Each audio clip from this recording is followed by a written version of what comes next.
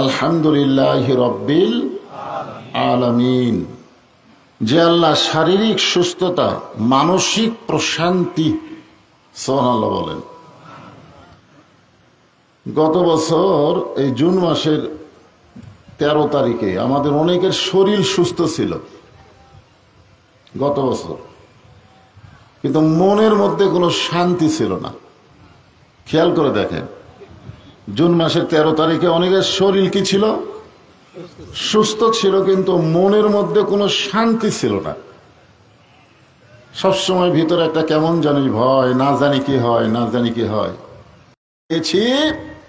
যে হাসরের ময়দানে আল্লাহর সামনেও যদি আমরা আটকে যাই, আমাদের বিশ্ব নবী, বিশ্ব নেতা আমাদেরকে সুপারিশ করে জান্নাতে পৌঁছায় দিবে। এজন্যে আমরা তুইয়া মুইয়া পাংশা নেতাকে না ধরে আসল নেতাকে আমরা গ্রহণ করব। জোরে কোন ঠিক কিনা? আল্লাহ কোরআনে বলেছেন, লাকাদ কানা লাকুম ফি রাসূলিল্লাহি উসওয়াতুন হাসানা। যদি সফলতা অর্জন করতে চাও, তাহলে বিশ্ব নবীকে তোমাদের আদর্শ হিসাবে গ্রহণ করে নাও। ভাগ্যগুণে এমন একজন নবীর উম্মত হওয়াতে আপনারা খুশি না বেজার? তাহলে জবান খুলে বলি আলহামদুলিল্লাহ। আল্লাহর প্রশংসা করার কারণ হলো, এই যে কঠিন গরমের ভিতরে আমাকে ফ্যানের বাতাস দিছে, তারপরেও আমি ঘামতেছি। আর আপনাকে ফ্যান ফোন কিছু নেই, দুই একজন হাত পাকা নিয়ে এসে হাঁকাচ্ছেন। এই যে কঠিন গরমের ভিতরে আপনারা এখানে বসেছেন, বসার কারণ হলো আল্লাহর কোরআন থেকে আপনারা কিছু আলোচনা শুনবেন। ঠিক কিনা বলেন? শুনবেন। এখানে আল্লাহ বলেছেন খালি শুনলে হবে না, তো সামিনা ও তাআনা, শুনতে হবে, সেইটাকে গ্রহণ করার জন্যে নির্ভেজাল একটা কিতাব আল্লাহ আমাদেরকে দিলেন। জালিকাল কিতাব লা রাইবা ফীহি হুদাল লিল মুত্তাকিন। এমন একটা কিতাব, যেই কিতাবের মধ্যে কোনো সন্দেহ নাই। পাইকারি হারে সেই কোরআন সবাইকে হেদায়েত দেবে না। আল্লাহর কোরআন হেদায়েত দেবে শুধুমাত্র যারা মুত্তাকি বান্দা। জোরে কোন ঠিক কিনা? আমি এক মাহফিলে বলেছিলাম, সব দেখা হলো শেষ, আগামীতে আমরা দেখব আল্লাহর কোরআনের বাংলাদেশ। যেই বলছি, বুঝলেন, এক সাইড থেকে কয়েকজন লোক সেই খেপে উঠছে, হুজুর আপনি কি কভার চাচ্ছেন? বললাম, ভাইজান, আপনি তো যখনই খেপে গেছেন তখন আপনি মনে মনে ধারণা করেন আপনি আবু জেহেলের লোক। কারণ আবু জেহেল কোরআন শুনেছে, কিন্তু বাস্তবে আল্লাহর কোরআনকে গ্রহণ করেনি। জোরে কোন কথা ঠিক কিনা? আর যারা খেপলো না, তারা সবাই আবু বক্করের দলের লোক। আবু বক্করের দলের লোক খুব খেপবে না, কারণ আমরা সব দেখলাম, এখনো পর্যন্ত বাংলার জমিনে আল্লাহর কোরআনকে আমরা দেখতে পেলাম না। জোরে কোন ঠিক কিনা? আমরা শুনলাম ঠিকই, কিন্তু আমরা দেখতে পারলাম না। এই কিতাবকে লক্ষ্য করে আল্লাহ বলেছেন হুদাল লিল মুত্তাকিন। সবাইকে পাইকারি হারে এই কোরআন হেদায়েত দিবে না, কেবলমাত্র যারা মুত্তাকি বান্দা হবে তাদেরকেই আল্লাহর কোরআন হেদায়েত দিবে। মুত্তাকির 1 নম্বর বৈশিষ্ট্য হলো আল্লাযীনা ইউমিনুনা বিল গায়ব। অদৃশ্যের প্রতি তারা বিশ্বাস স্থাপন করে। অদৃশ্য, যে আল্লাহকে আমরা দেখি নাই, এই আল্লাহর প্রতি আমাদের বিশ্বাস আছে না নাই? আমার 2 কান্দে 2টা ফেরেশতা আছে, আপনারা কি বিশ্বাস করেন? 2 কান্দে 2 মুহুরি লিখিতেছেন ডায়েরি। আচ্ছা, এই বিশ্বাস যদি কেউ করে, তাহলে সে চুরি করতে পারবে? সে অন্যায় করতে পারবে? রাত যখন গভীর হয়ে গেছে, সবাই ঘুমিয়ে গেছে, এমন সময় একেবারে ফেসবুকে যায় মোবাইলের মধ্যে অশ্লীল ভিডিও দেখতেছে, আর ভাবতেছে বাপ মা তো ঘুমায় গেছে, এই সময় তো আর কেউ চেতন নেই, এখন আমি যা ইচ্ছা তাই দেখি। আপনি বলেন তো, যদি অদৃশ্যের প্রতি বিশ্বাস করে যে 2 কান্দে 2টা ফেরেশতা আছে, আমি যা করতেছি সব তারা লিখতেছে, তাহলে কি সে অন্যায় করতে পারবে? জোরে কোন পারবে? হ্যাঁ। তাহলে আল্লাযীনা ইউমিনুনা বিল গায়ব, অদৃশ্যের প্রতি বিশ্বাস স্থাপন করা, এটা হলো মুত্তাকির 1 নম্বর বৈশিষ্ট্য। আমরা এই কঠিন গরমের মধ্যে বসে আছি, সে অদৃশ্য আল্লাহকে বিশ্বাস করে। জোরে কোন কথা ঠিক? হ্যাঁ, আলহামদুলিল্লাহ। 2 নম্বর বৈশিষ্ট্য হলো ইয়াকিমুনাস সালাত। তাদের 2 নম্বর বৈশিষ্ট্য হবে নামাজ কায়েম করা। জোরে কোন কি কায়েম করা? আপনারা বলেন তো, আগামীতে একটা ইলেকশন হবে, জোরে কোন কি হবে? ইলেকশন হবে। কোন দল ক্ষমতাত গেলে নামাজ কায়েমের বিল পাস করবে এইটা কি আপনাকে চোখ দিয়ে দেখে দেওয়া লাগবে? দেখে দেওয়া লাগবে? এটা বোঝাই যাবে যারাই নামাজ পড়ে তারাই নামাজ কায়েমের বিল পাস করবে। জোরে কোন কথা ঠিক কি না? আর যারা পড়ে না এরকম বেনামাজি লুচ্চে গুন্ডাকে আমরা বাংলার জমিনে আর নেতার আসনে বসতে দেব না। জোরে কোন কথা ঠিক? হ্যাঁ, হ্যাঁ করা লাগবে। আলহামদুলিল্লাহ, আমি কোরআন থেকে কয়েকটা আয়াত তেলাওয়াত করেছি। বেশি লম্বা চড়া আলোচনা হবে না, গরমের দিন। এই কয়েকটা আয়াতকে নিয়ে আপনাদের সামনে সংক্ষিপ্ত তাফসির করার চেষ্টা করব। খুব খেয়াল করে শোনেন। এটা সূরা বাকারা থেকে আলোচনা।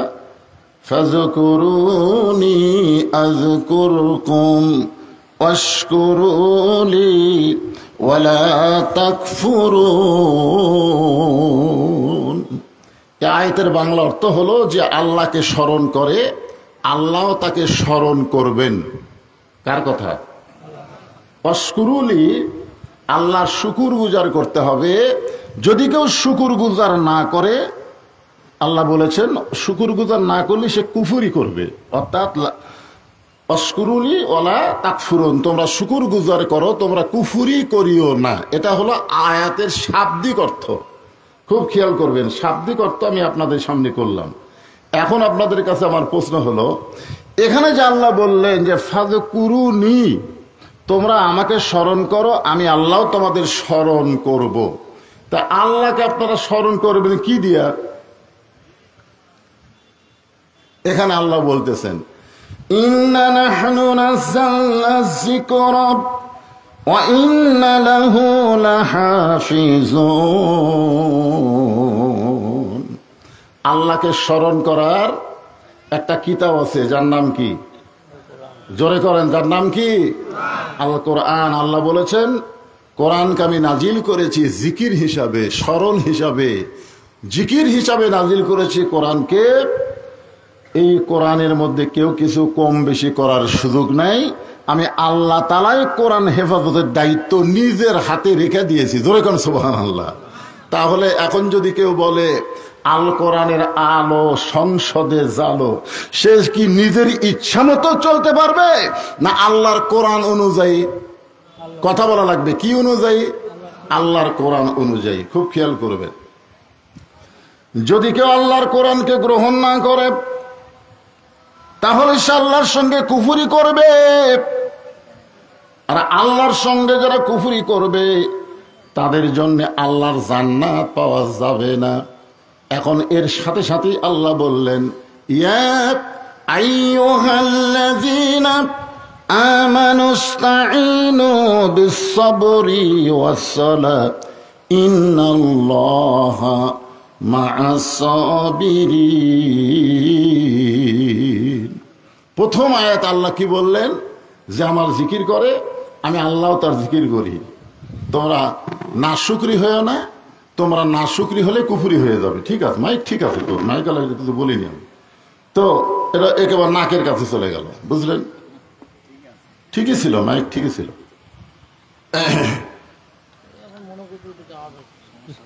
হ্যাঁ, বাহিরের দরকার নাই, ভিতরের লোকেরা শুনলে হবে। হ্যাঁ, বাহিরের কোনো দাম আছে? আপনার বলেন, ফ্যানের বাতাসের বাহিরে থাকবেন না বাতাসের মধ্যে থাকবেন? মশারির বাহিরে থাকবেন না মশারির ভিতরে থাকবেন? শীতের দিনে ল্যাপের মধ্যে থাকবেন না ল্যাপের বাহিরে থাকবেন? কথা কয় না। ভিতরে, সব জায়গায় ভিতরে। আল্লাহ বলেছেন উদখুলু ফিস-সিলমি কাফা, পুরোপুরি ভিতরেই থাকা লাগবে। ওই বাইরে সাউনের কোনো দরকার নাই। খালি আমার মা বোনেরা যেখানে বসে আছেন, মা বোনদের জন্য কিছু ওয়াজ করা লাগবে, তো এই জন্য ওদের দিকে একটা সাউন্ড যেন ঠিক মতো যায়। কারণ মায়েরা ভালো তো সব ভালো, মা খারাপ তো সব খারাপ। যেরকম ঠিক কিনা? হ্যাঁ হ্যাঁ, একটু মনোযোগ দিয়ে শোনেন। এখানে আল্লাহ বলতেছেন যারা আমাকে বিশ্বাস স্থাপন করেছো, আস্তাইনু বিস-সাবরি ওয়াস-সালাত, যদি আমার কাছে কিছু পাবার চাও, খুব খেয়াল করবেন, যদি আমি আল্লাহর কাছে কিছু পাবার চাই তাহলে দুইটা জিনিসের মাধ্যমে চাওয়া লাগবে। কয়টা? একটা কি? একটা হলো ধৈর্য, আর একটা হলো নামাজ। একটা হলো ধৈর্য, আর একটা কি? কেউ যদি নামাজ বাদ দা বলে আমার দয়াল বাবার দরবারেতে কেউ ফিরে না খালি হাতে, আপনারা বলেন তো এটা কি ইমানি না কুফুরি? কি? কারণ চাইতে হবে কার কাছে? কিসের মাধ্যমে? ধৈর্য আর নামাজ। ধৈর্যের কথা আল্লাহ আগে বললেন, দেখেন বিসবরি ওয়াসসালাহ। পৃথিবীতে যত ইবাদত আছে সব ইবাদতের মধ্যে নামাজের মধ্যে যখন আমরা ঢুকি তখন দেখবেন আমাদের ধৈর্য কম। ঠিক কেনা বলেন? নামাজের মধ্যে আপনারা যখন ঢোকেন খুব কি ধীরে ধীরে নামাজ পড়েন না তাড়াতাড়ি পড়েন? মসজিদের মধ্যে ঢুকলে ঘড়ি বেশি দেখেন না কম দেখেন? বেশি দেখেন না। কি জন্যে? আপনি যখন মসজিদের মধ্যে ঢুকলেন তখন একটা দোয়া পড়ছেন, আপনার মনে আছে? আপনি ডান পায়ে দিয়া যে একটা দোয়া পড়ছেন, সেই দোয়াটাকে আপনারা বাংলা অর্থ জানেন? এই নামাজি ব্যক্তিরা, যারা নামাজ পড়ে না তারা তো বুঝবার পারতেছে না। যারা আপনার মসজিদের মধ্যে ঢোকেন, জুমার দিনও তো ঢোকেন, 5 ওয়াক্ত নয় না ঢোকেন, জুমার দিনে ঢোকেন না, তো ঢোকার সময় যে একটা দোয়া পড়েন, সে দোয়াটা কি? এটা কোন পা দিয়া? ডান পা দেওয়ার সাথে সাথে দোয়াটা জবান খুলে পড়তে হবে, আল্লাহুম্মা আফতাহ লি আবওয়াবা রাহমাতিক। আপনি বিশ্বাস করেন মা সাবাকা মিন হাসানাতিন ফামিনাল্লাহ, আপনি যত বড়ই পাপী হন না কেন মসজিদের মধ্যে যখনই ঢুকবেন তখন আপনি বিশ্বাস করবেন আমি যত বড়ই পাপী হই আল্লাহ আমার ওপর খুশি আছে। সুবহানাল্লাহ না কেন? কারণ মসজিদ কার ঘর? তাহলে আল্লাহর ঘরে কি আপনি ঢুকছেন না আল্লাহ ঢুকাইছে? কারণ দুনিয়াতে এখানে আল্লাহ বলতেছেন দুনিয়াতে কোনো মানুষ যখন ভালো আমল করে সে আমলটা ওই মানুষ করে না, বরং আমি আল্লাহ করাই। তাহলে বলেন তো যত আমল আছে সবচাইতে ভালো আমলের নাম কি? নামাজ। জোরে বলেন নাম কি? ফাকাত কাফারা। ইচ্ছা করে তাকুলু লিমান ইউকতালু ফি সাবিলিল্লাহি আমওয়াতুন বাল আহইয়াউ ওয়ালাকিন লা তাশউরুন। আপনারা বলেন তো প্রথম আয়াত কি বললাম? ফাযকুরুনি আযকুরুকুম ওয়াশকুরুলি ওয়ালা তাকফুরুন। দ্বিতীয় আয়াতে কি বললাম? ইয়া আইয়ুহাল্লাযীনা আমানু ইসতাঈনু বিস-সাবরি ওয়াস-সালাহ ইন্নাল্লাহা মা'আস-সাবিরিন। দেখেন তো আয়াতে আয়াতে মিল আছে কিনা? এরপরে আল্লাহ বলতেছেন ওয়ালা তাকুলু লিমান ইউকতালু ফি সাবিলিল্লাহি আমওয়াতুন বাল আহইয়াউ ওয়ালাকিন লা তাশউরুন। আমি যখন এই কোরআনের আয়াতের তাফসীর পড়ি তখন দেখি কি রে, এক আয়াতের সাথে আর এক আয়াতের গল্পের তো মিল নেই। তো আল্লাহ মিল ছাড়া একই সূরার মধ্যে কিভাবে আমাদের শিক্ষা দিচ্ছে? এই শিক্ষাটা আজকে আমাদের এখান থেকে নিয়ে যাওয়া লাগবে। রাজি আছেন? আল্লাহ এখানে এই আয়াতের অর্থ হলো আল্লাহ রাস্তায় যাদেরকে হত্যা করা হয় তোমরা তাদেরকে মৃত্যু বলো না, আমি আল্লাহ বলতেছি তারা জীবিত। একটা উদাহরণ দেই। লোকটার নাম হলো মীর কাসেম আলী। নাম কি? মীর কাসেম আলী লোকটার নাম। উকিল এসে বলতেছে যে স্যার আজকে রাত 12টায় আপনার ফাঁসি হবে, আজকে রাত 12টায় আপনার ফাঁসি হবে। তো মীর কাসেম আলী এই ফাঁসির কথা শুনে বলতেছে আলহামদুলিল্লাহ। আপনার বলেন তো কোন মানুষের মৃত্যুর কথা শুনলে, ফাঁসির কথা শুনলে আলহামদুলিল্লাহ না ইন্নালিল্লাহ? কথা কয় না? ইন্নালিল্লাহ না? তো এটা কি ইন্নালিল্লাহ কখন? এই যে আমি তা একটা পড়ছি যে আসাবাতুহুম মুসিবা ইন্নালিল্লাহি ওয়া ইন্না ইলাইহি রাজিউন। তাহলে এই যে রাত 12টার সময় ফাঁসি হবে এটা কি খুশির খবর না কষ্টের খবর? জোরে বলেন না কেন ভাই? তাফসীর শুনবার আছেন গরমের দিনে, একটু হুহা করেন। তারপরে মীর কাসেম আলী কি বলতেছে? আলহামদুলিল্লাহ। বলতেছে উকিল রাত 12টায় তো আমার ফাঁসি হবে, আমার কাছে তো ঘড়ি নাই, এখন কয়টা বাজে? তো বলতেছে স্যার এখন বাজে রাত 9:30। বলতেছে আলহামদুলিল্লাহ, এখনো 2.5 ঘন্টা সময় আছে, এখনো 2.5 ঘন্টা সময় আছে। আলহামদুলিল্লাহ। তো 2.5 ঘন্টা খামাখা বসে থাকা লাভ কি? আমি 2 ঘন্টা ঘুম পাড়ি। কয় ঘন্টা? 2 ঘন্টা ঘুম পাড়ি। যদি ঘুমোর থেকে চেতন না পাই তাহলে উকিল তুমি আসে কিন্তু আমাকে ডাক দিবে, কারণ 12টার সময় ফাঁসি হবে, অন্তত 8 ঘন্টা আগে আমাকে ঘুম থেকে ডাক দিবে। উকিল চোখের পানি বের করে কান দেওয়ার বলি, মানুষ না পাগল? যার রাত 12টার সময় ফাঁসি হবে সেই লোকটা বলতেছে অযথা বসে থাকা লাভ কি, 2 ঘন্টা ঘুম পাড়ি। উকিল মনে করতেছে ফাঁসির চিন্তায় লোকটা পাগল হয়ে গেছে, রাগ করে উকিল বের হয়ে গেছে। উকিলের নাম হলো তাজুল ইসলাম। উকিল রাগ করে বের হয়ে গেছে। যখনই রাত 11:30 বাজছে তখন চলে আইছে, দেখি তো কি করতেছে পাগলা। আইসা দেখে মীর কাসিম আলী নাক ডাকে ঘুম পাড়তিছে। হায় হায় রে, আর 8 ঘন্টা পর তার ফাঁসি হবি, তাই এইভাবে ঘুম পাড়তিছে। মায়ে ঝাঁকি মারছে, ঘুম থেকে চেতন পাইছে। চেতন পাওয়ার পরে মীর কাসিম আলী বলতেছে, উকিল ভাই রাত কি 12টা বাজে গেছে নাকি? বলে না স্যার, এখনো 8 ঘন্টা দেরি আছে। কয় আলহামদুলিল্লাহ। এখন পর্যন্ত ইন্নালিল্লাহ কয়নি, এখন পর্যন্ত কি আলহামদুলিল্লাহ। আরো 8 ঘন্টা দেরি আছে, আলহামদুলিল্লাহ। ওযু করে এসে 2 রাকাত সালাতুশ শুকুর, সালাতুশ শুকুর সুবহানাল্লাহ বলেন। রাত 12টায় ফাঁসি হবে, সালাতুশ শুকুর, শুকুর ওয়াশকুরুলি ওয়ালা তাকফুরুন, তোমরা শুকুর গুজারি হও, তোমরা কুফরি করিও না। যার রাত 12টায় ফাঁসি হবে আর 8 ঘন্টা পর সালাতুশ শুকুর 2 রাকাত নামাজ পড়ে পবিত্র কোরআন থেকে সূরা মুলক আর সূরা মুজাম্মিল, এই কোরআনের মধ্যে একটা সূরা আছে, নাম কি? মুলক। জোরে বলেন, নাম কি? তাবারাকাল্লাযী বিয়াদিহিল মুলকু ওয়া হুয়া আলা কুল্লি শাইইন কাদির আল্লাযী খালাকাল মাউতা ওয়াল হায়াতা লিয়াবলুয়াকুম আইয়ুকুম আহসানু আমালান ওয়া হুয়াল আজিজুল গফুর। আল্লাহ বলতেছেন, তোমাদের মৃত্যু আর হায়াতকে আমি আল্লাহ সৃষ্টি করেছি পরীক্ষা করার জন্যে, আর পরীক্ষার বিষয়টা হলো সুন্দর আমল। জোরে বলেন, কি আমল? এই সুন্দর আমল কি? আজকে বাড়িতে ফ্যানের তলে ঘুম পাড়া, না গরমের মধ্যে আল্লাহর কোরআনের মাহফিলে বসা, কোনটা সুন্দর আমল? কথা বলেন। ফ্যানের তলে যে ঘুম পাড়া, না এই গরমের মধ্যে কোরআনের মাহফিলে বসা, সুন্দর আমল কোনটা? আল্লাহ বলতেছেন সুন্দর আমলের পরীক্ষা করা হবে। আজকে এই কঠিন গরমকে উপেক্ষা করে, ফ্যানের বাতাসকে উপেক্ষা করে, শরীর ঘনমুক্ত করে কোরআনের মাহফিলে যারা বসেছ, তোমাদের এই আমলটাকে আমি সুন্দর আমল গ্রহণ করে পরীক্ষায় তোমাদেরকে গোল্ডেন এ প্লাস দিয়ে দিলাম। জোরে কোন সুবহানাল্লাহ। আল্লাহ পারে কি পারে না?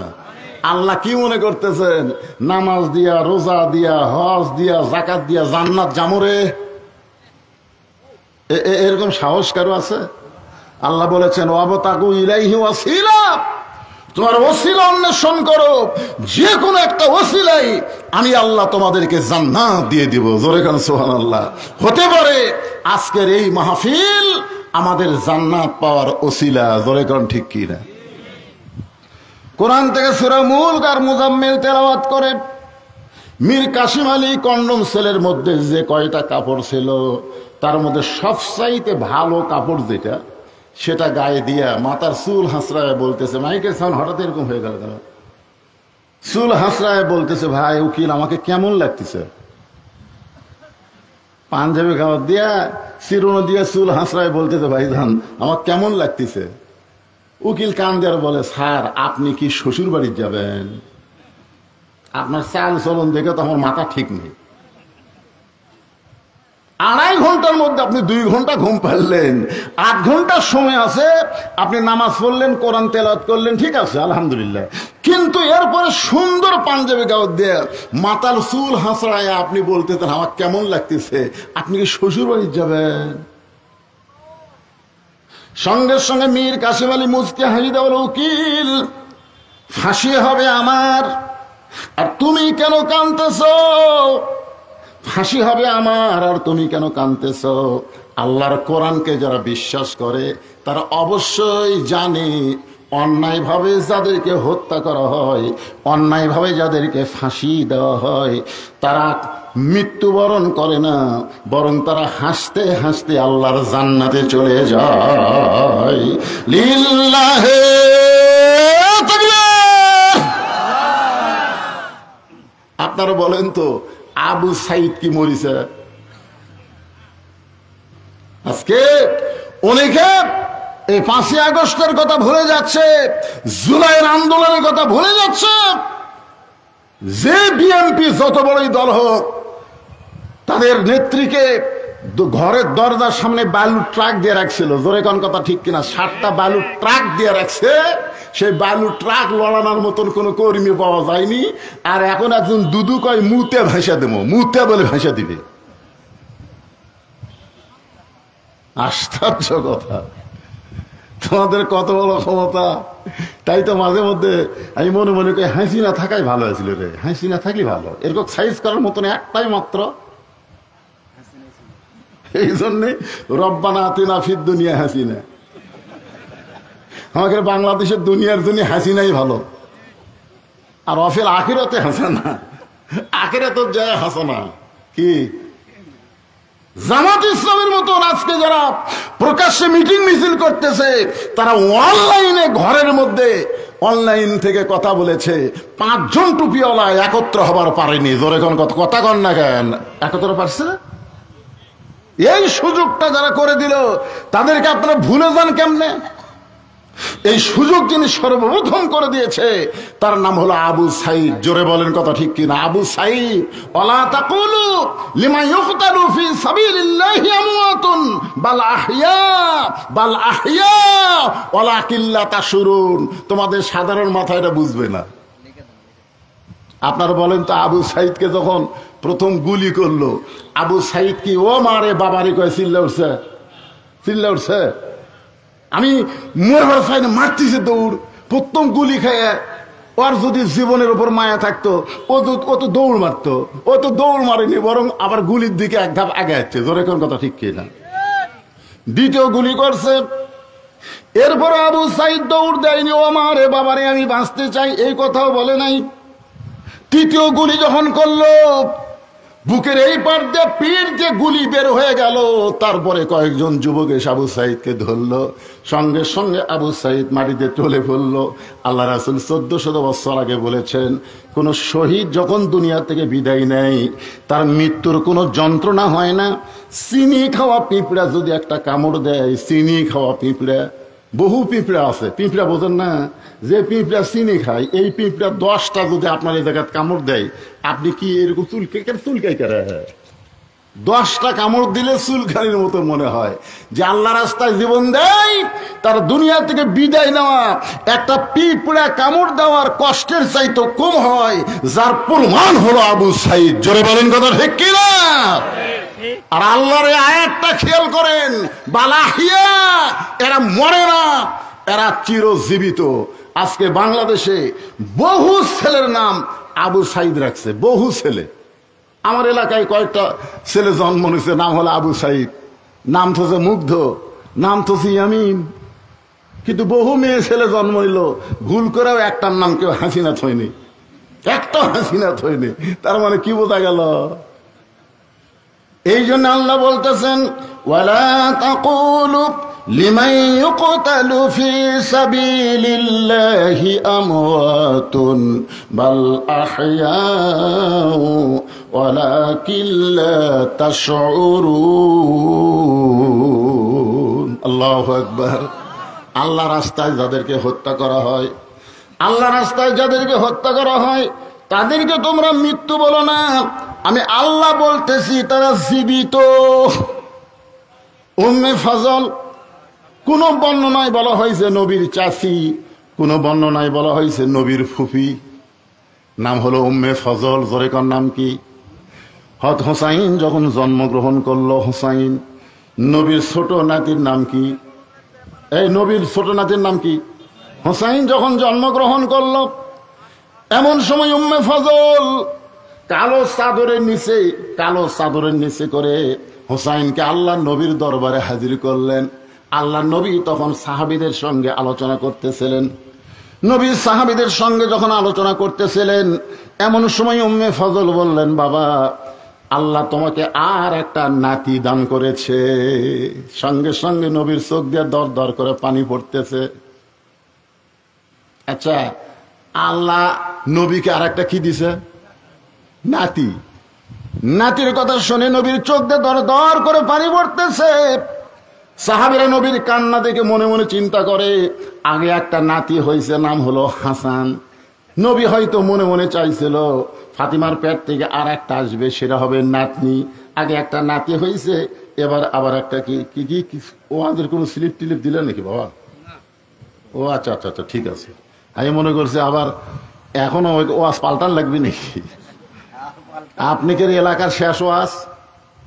আমার ওই সিজনের এই জুন মাসের শেষ ওয়াজ। এটা কোন মাস? জুন মাসের শেষ ওয়াজ। মহরম মাসে গোটা কয়েক ওয়াজ আছে, এখন আপাতত নেই।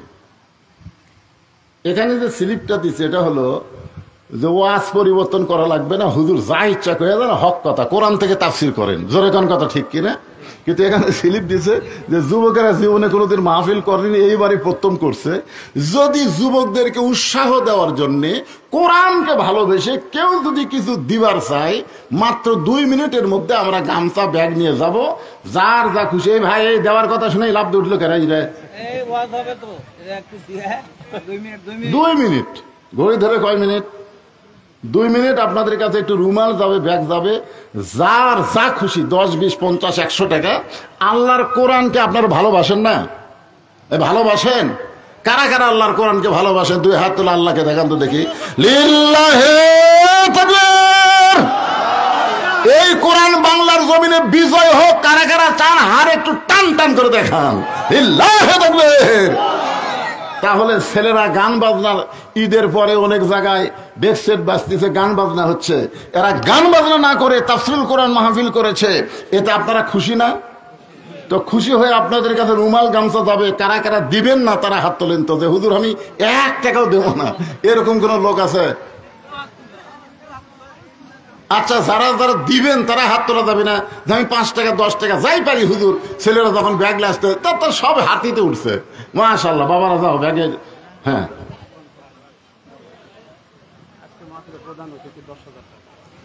লিল্লাহি তাকবীর। আজকের মাহফিলের সম্মানিত প্রধান অতিথি আসতে পারে নাই, কিন্তু উনি নগদে 10,000 টাকা দান করেছে। আল্লাহ ওনার দানকে কবুল করুক, জোরে কোন আমিন। আরো তো অনেক অতিথি আছে, সম্মানিত অতিথি।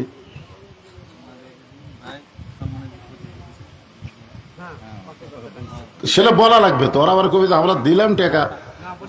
ও বলছে ঠিক আছে। আচ্ছা, হ্যাঁ, আপনারা একটু জিকির করেন ভাই, জিকির ওটা বসার দরকার নাই, জিকির করেন। আমি খুব লম্বা ওয়াজ করবো না, এই যে কয়টা আয়াতের একটু তাফসীর করে আপনাদের কাছে বিদায় নেব। একটু জিকির করেন। লা ইলাহা ইল্লাল্লাহ। সহসভাপতি সাহেব 2000 টাকা দান করেছে, রেজাল হক। আল্লাহ তার দানকে কবুল করুক, আল্লাহুম্মা আমিন।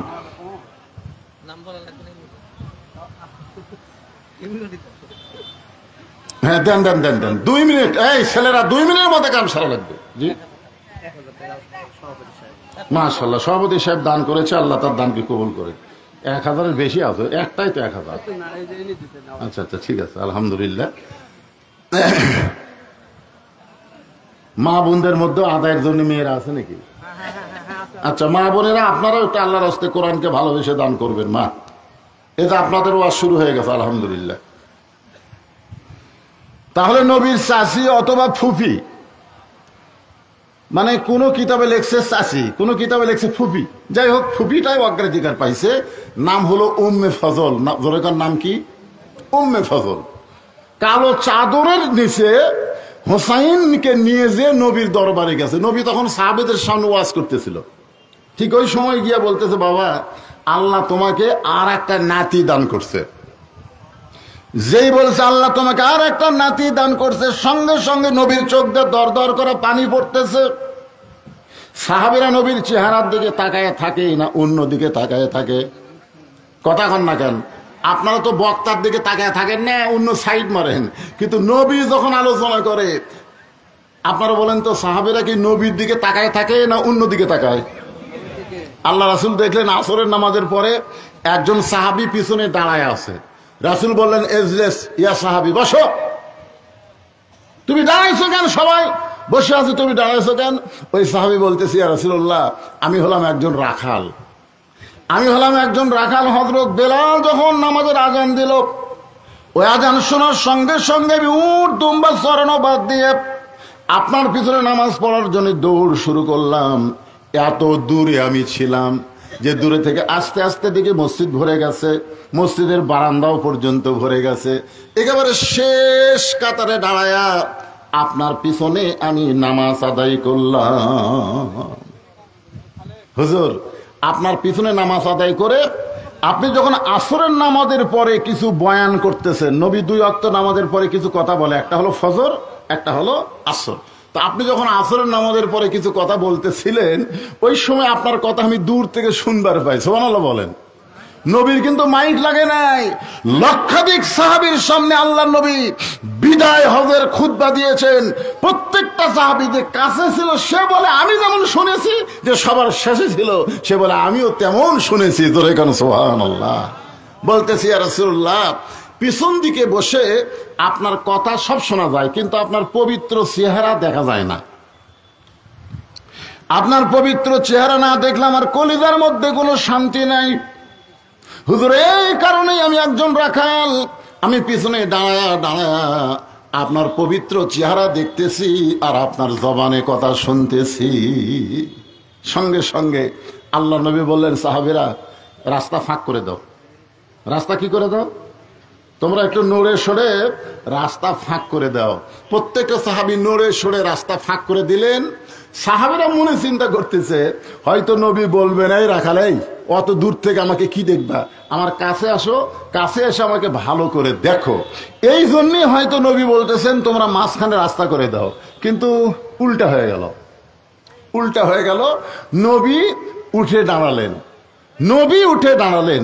দাঁড়ায় ওই মাঝখান দিয়ে ওই রাখাল সাহাবীর কাছে আল্লাহর নবী যাচ্ছেন। সুবহানাল্লাহ বলেন। বিশ্ব নেতা রাখালকে তার কাছে ডাকে নাই, বরং তিনি রাখালের কাছে যাচ্ছেন।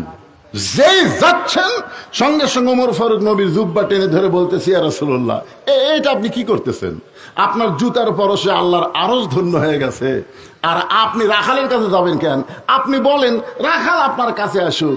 আল্লাহ রাসূল বলেন, ওমর সাবধান হয়ে কথা বলো। দেখেন ওমরকে আল্লাহ নবী কি দিলেন? ধমক দিয়ে বলেন, সাবধান হয়ে কথা বলো। তোমার 2 চোখ দিয়ে তুমি শুধু রাখালকে দেখতেছো। ইয়ানজুরু বিনূরিল্লাহ, একটাবার নূরের চোখ দিয়ে নজর করে দেখো। আমি নবী নূরের চোখে নজর করে দেখি, ওর কলিজার মধ্যে এত বেশি মহব্বত, ওই মহব্বতের পাওয়ারে আমি নবী আর ভিতরে থাকতে পারতেছি না। আমি ভিতর থেকে বাহিরে গিয়ে ওকে বুকের মধ্যে জড়ায় নিবার চাই।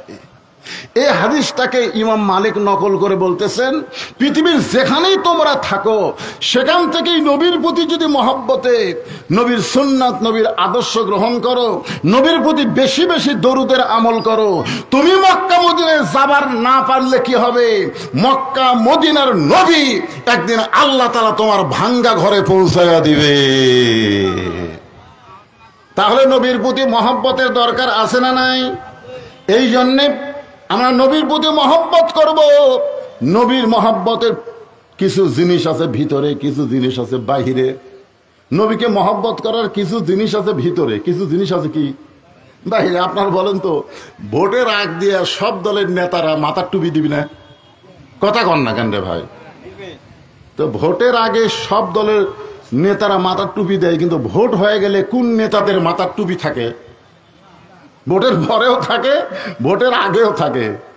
তার মানে বোঝা গেল সব সময় যারা মাথায় টুপি দেয় তারা নবীর মহব্বতেই দেয়। জোরে কোন কথা ঠিক কিনা? আচ্ছা, সব সময় যারা দাড়ি রাখে, ভোটের আগে দাড়ি না, ভোটের আগে যারা দাড়ি রাখবে দেখবেন দাঁড়িয়ে এই খোঁচা খোঁচা দাড়ি হবে। কারণ এই যে রাখার নিয়তে থইনি তো, ওই খালি ভোটে পাস করে তারপরে কামাবি। জোরে কোন কথা ঠিক কিনা? দাঁড়িয়ে থুইয়া দিছে, যে ভোট হয়ে গেছে ওর দাঁড়িয়ে আর নাই। আপনারা বলেন এটা কি নবীর মহব্বত? অনেকে আমাকে বলছে, হুজুর মাথায় যদি টুপি না থাকে, মুখে যদি দাড়ি না থাকে, সেই ব্যক্তিকে নবীরে মহব্বত করে না। হুজুর আপনি কি উল্টা ওয়াজ করেন? মহব্বত হলো ভিতরের জিনিস।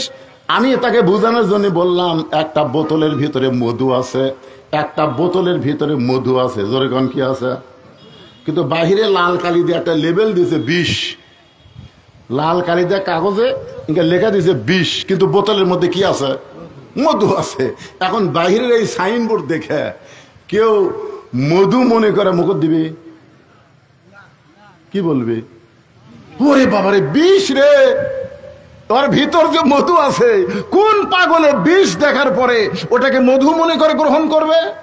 আজকে যাদের বাহিরে নবীর সুন্নত নাই, ওদের ভিতরেও কোনোদিন নবীর সুন্নত থাকতে পারে না। জোরে কোন কথা ঠিক কি না? নবীকে যদি মহব্বত করেন, একটু মনোযোগ দিয়ে শোনেন। প্রত্যেকটা সাহাবী নবীর চেহারার দিকে তাকায় আছে, নবীর চোখ দিয়ে দর দর করে পানি পড়তেছে। নবীর চোখের পানি পড়া দেখে সাহাবীরা মনে মনে মনে মনে, অনেকের মনে মনে মিন শারিল ওয়াসওয়াসিল খান্নাস, মনের মধ্যে একটা শয়তান আছে না নাই? এ সগলিরে আছে, খালি নবীর নাই। জোরে কান কার নাই? এ কথা কন না কেন, কার নাই? আল্লাহর নবীর কাছে শয়তান নাই, এছাড়া সবার কাছে শয়তান আছে। মিন শারিল ওয়াসওয়াসিল খান্নাস, এই আয়াতে তাফসীর পড়ে দেখবেন। একজনকে দেখে শয়তান ভয়ে দৌড় মারে, সেটা কোন শয়তান? একজনকে দেখে শয়তান ভয়ে দৌড় দেয়, সেই শয়তানের নাম হলো ইবলিস শয়তান। জোরে কোন কোন শয়তান? কিন্তু ওই লোকটার ভিতরে কিন্তু একটা শয়তান আছে, তার নাম হলো হযরত উমর। ভিতরে একটা শয়তান আছে, তার নাম কি? কারণ উমর ফারুক মসজিদের মেম্বারে বসে নিজের গালে নিজে চড় মারতেছেন, ডান গালে ডান হাতে, বাম গালে বাম হাতে চড় মারতেছেন। ওসমান গনি বলে, আমির আল মোমিনিন আপনি কি পাগল হয়ে গেলেন? নিজের গালে নিজে চড় মারতেছেন। তখন উমর ফারুক বললেন, মিন শারিল ওয়াসওয়াসিল খান্নাস, আমার ভিতরে শয়তান আমাকে ধোঁকা দিচ্ছে। ওসমান গনি বললেন, আপনাকে দেখে শয়তান কত গজ? 40 গজ দূরে থাকে, আর আপনাকে শয়তান ধোঁকা দেয়। উমর ফারুক বললেন, এটা হলো বাহিরের ইবলিস না, এটা হলো ইবলিসের বেটা খান্নাস। এই খান্নাস প্রত্যেকটা মানুষের অন্তরে আছে। এই খান্নাস আমাকে বলতেছে, উমর তুমি হলাম অর্ধ পৃথিবীর খলিফা, তুমি অর্ধ পৃথিবীর খলিফা। ওসমান গনি বলতেছে, আমির আল মুমিনিন তাহলে তো ঠিকই বলেছে, আপনি অর্ধ পৃথিবীর খলিফা। ওমর ফারুক বলে, ওসমান বর্তমানকে নিয়ে যখন কোনো মানুষ চিন্তা করে, ওই মানুষটাকে তখন শয়তান ধরে। প্রত্যেকটা মুসলমান চিন্তা করবে তিনটা, একটা হলো অতীত, একটা হলো বর্তমান, একটা হলো ভবিষ্যৎ। অতীতে আমি কি ছিলাম, বর্তমানে কি হনুরে, ভবিষ্যতে আমার খবর কি। হাসিনা যদি ভবিষ্যতের চিন্তা করত, তাহলে আজকে গোষ্ঠী শুদ্ধ পলান লাগতো না। জোরে কোন কথা ঠিক, কথা কন না কেন? খালি চিন্তা করছে 41 সাল 41 সাল, ভবিষ্যতের চিন্তা করে নাই। বর্তমান মনে করেছিলাম কি হনুরে, এই ক্ষমতা থেকে আমাকে নামাবে কে? ওমর ফারুক বলে, ওসমান শয়তান আমাকে ধোঁকা দিয়েছে, আমি অর্ধ পৃথিবীর খলিফা, আজকে আমি অর্ধ পৃথিবীর খলিফা, কিন্তু অতীতে আমি কি ছিলাম, ভবিষ্যতে আমার কি হবে। তাহলে অতীত আর ভবিষ্যৎ নিয়ে প্রত্যেকটা মানুষের চিন্তা করার দরকার আছে না নাই? আমার অতীত ছিল, আমি রাস্তায় রাস্তায় ঘুরতাম, আমার নিজের কথা বলতেছে, আমার অতীতে আমি রাস্তায় রাস্তায় ঘুরতাম, কোনো টুপিওয়ালা দাড়িওয়ালাকে দেখলেই বললাম, ভাইজান আপনাকে গ্রামে কি মাহফিল হয়েছে? তোকে না এখনো হয় নাই, তো ভাই আমি ওয়াজ করবার জানি, ভাই আমার দাওয়াত দেন। তখন কয়, এখনো পর্যন্ত ওয়াজ শুনিনি, কিসের দাওয়াত? আমাকে দাওয়াত দেন। আমি কমপক্ষে 100 জন লোককে ধরলে 2-1 জন লোক আমাকে দাওয়াত দিত। এটা হলো আমার অতীতের খবর। চায়া চায়া দাওয়াত নিছি, জনগণ আমাকে দেয়নি। আর আমার বর্তমানের খবর হলো, দাওয়াতের চাপে আমি ভয়ে লুকে থেকে সিসি ক্যামেরা লাগাছি। কোনো মানুষজন আসলে আমি সেক্রেটারিকে বলি, নাস্তা টাস্তা করে বিদায় করে দাও, ফাঁকা ফুঁকা কিছু নাই, আমি দেখা করতে পারতেছি না। বর্তমান। আর আমার ভবিষ্যৎ হলো, মসজিদের খাটনি আমার বাড়ির আঙ্গিনায় আসবে।